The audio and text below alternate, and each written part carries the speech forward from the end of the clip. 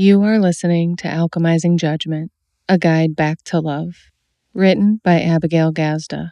Narrated by Abigail Gazda. Dedication. This book is dedicated to the ones in search.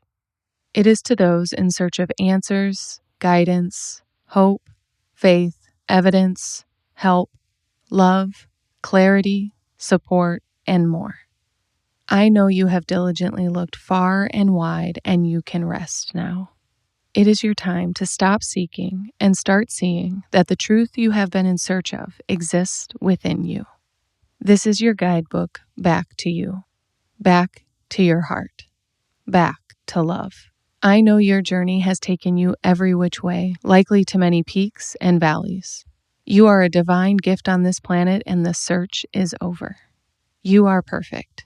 You are whole, you are complete, and your purpose on the planet is to live as the fully unleashed, most authentic version of who you already are at your core. No more looking, no more becoming, no more fixing, changing, wishing, and hoping, just being. Welcome home. I am happy you are here. Preface. Judgment cannot thrive where love grows. Darkness cannot overshadow where light shines. Nothing can stop the heart of an alchemist. Welcome to a book dedicated to guiding you to tap into the endless wellspring of love, primarily located at the center of your chest. This book took some personal initiations because once I received the inspiration to write it, I didn't exactly feel prepared to. Who am I to consider myself such an authority on judgment, being unbiased or lacking prejudice? I feared this divine download and questioned God. I am nowhere near perfect or immune to humanness and subjectivity. Except instead of dialoguing with God about it, I just put it low on my priority list and focused on other projects. My ego wanted to write a few other books before this one, and I planned on writing this one in a few years' time. Yet, it was within just a few short months that I experienced mental, emotional, and spiritual growth spurts that would prepare me sufficiently to put these words to paper. I have studied Buddhism, Taoism, Catholicism, Christianity, Vipassana, ontology, hypnotherapy, meditation, prayer, spirituality, and more. I will speak to you with my own version of spirituality, a combination of these studies, which I refer to as the Boomerang Brigade. I believe that all titles we can come up with, such as God, universe, source energy, vortex, consciousness, and any other, can all be interchangeable. And I will certainly interchange them throughout this book. What I have come to understand is that all of us, no matter which higher power we select, refer to, and talk to, are ultimately speaking about infinite and unconditional love. Even in respect to the agnostic perspective, love is a cornerstone we can all relate to. Love is a practice we can all develop in our commitment to unity. It is said by many spiritual teachers, mentors, and gurus that whichever you pick is just fine. Just choose what works for you in service of your connection with the source of love. Beware, it is the constant hopping and switching of practices that never allows you to go to the depths in which you hit this wellspring of truth. Never getting too serious about any one form of guidance can turn out to be a trick of the ego, with the intention that you never find truth. That habit will always keep you at the surface of relationships with others, yourself, this planet, and a higher power. This can trick you into feeling unsuccessful in your attempts to experience lasting and meaningful connection. So once you find light on your path, follow it fully. This is the journey to the depths of your own internal guidance system. This is an inward journey, not a test of external factors. If you stay at the surface of any construct, you will stay in the construct of it. Any and all means of spirituality in their purest forms are meant to take you to the depths of your own heart to reach your soul and put it on loudspeaker. This book will help you do that. This book will deconstruct any constructs that prevent you from getting back to love. I will do this by dissecting and explaining the various components of going inward and turning anything and everything back into love. Day in and day out, it is your job and mission to get back to love so that you may unleash it on this world. As you may see in your daily life, at a societal or global level, this world always needs more love. It is never in shortage, and yet we are trapped in our scarcity mindsets that prevent us from receiving it fully. This book will help you harness it for yourself so that you may facilitate its expansion in the world. I like to imagine the universe as a giant mirrored room. Now, combine that visual with the concept that what you put out is reflected back to you. I invite you to experience your whole world as a giant mirrored room reflecting your energy. If you pay close enough attention, you will be able to see in yourself the things that are coming at you in life. You will be able to identify how you source your life experience and how to become the deliberate creator of this experience. This book will be about you, your energy, actions, reactions, and responsibility to put more love in the world. It will be about the work it takes for you to be able to put more love into the world. As a result, you will find yourself effortlessly receiving it back. If you take this guide seriously, you will be surrounded by love in any and every circumstance. You will find love in any and every person. I will teach you how to receive anything and transmute it into love, and in turn, abundance.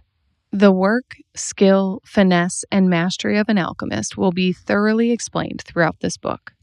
What I would like to share in this preface is that you have the power and ability to alchemize. By definition, this means to turn one thing into another.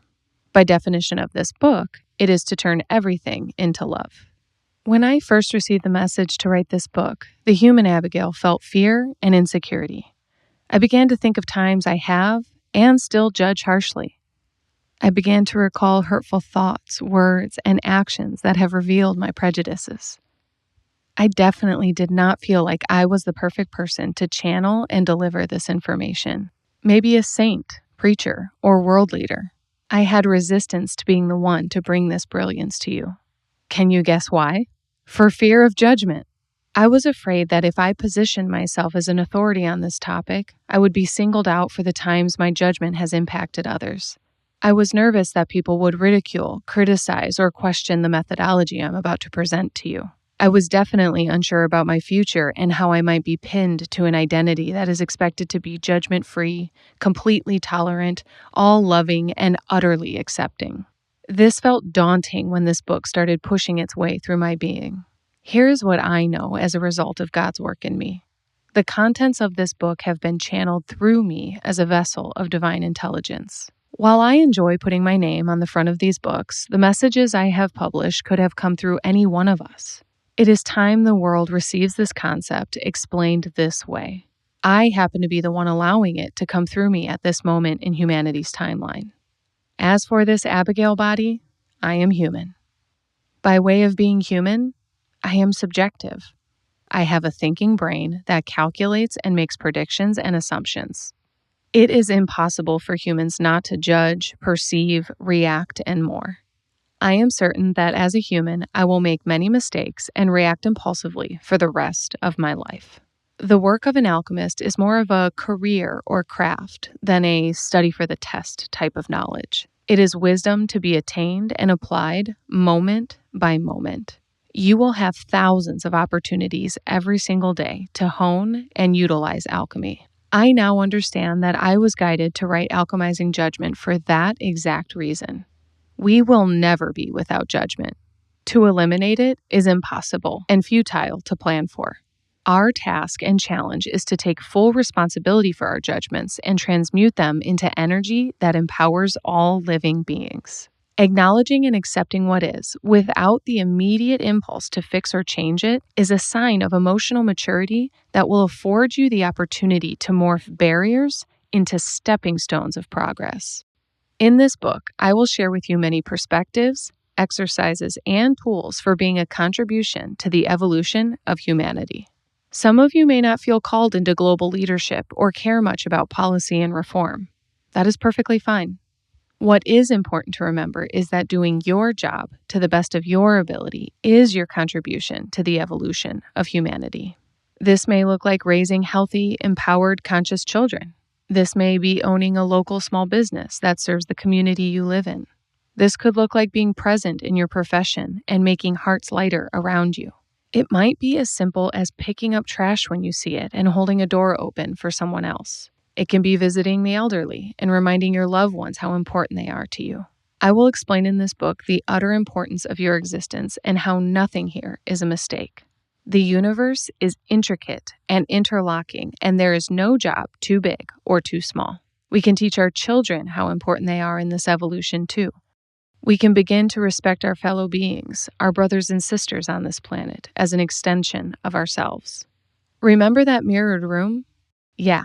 We are intertwined in our purpose, and to use alchemy to our fullest capacity shall bring us all further down the path of fulfillment, peace, and enlightenment.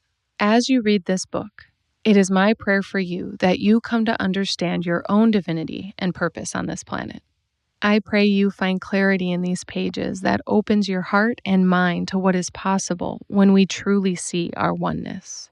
I hope you find powerful guidance and utilize it to practice your shifts out of fear and into love. Yes, shifts.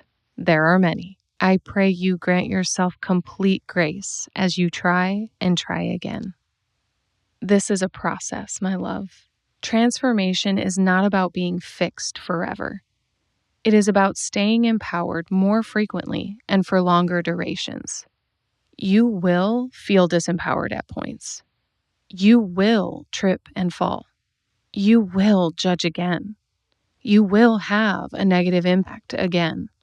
This book will teach you what to do, when you do, and how to clean up any messes made in the process. By the end of this book, you will understand the 3 most important pillars of life: integrity, alignment, and faith. You will feel empowered to live with your heart unleashed. You will understand yourself in a whole new way that feels exciting. You will see new perspectives of possibility for yourself, humanity, and this world. You will feel clearer, lighter, ready, and willing to alchemize judgment and be a part of the walk back to love. I want to thank you for listening to this book. I have no doubt it is in divine order, and I have complete trust that it is perfect for you at this time. May these pages unleash that beautiful heart of yours. Namaste. Thank you for listening to this reading of Alchemizing Judgment. If you enjoyed this reading, please like this video and comment a review below.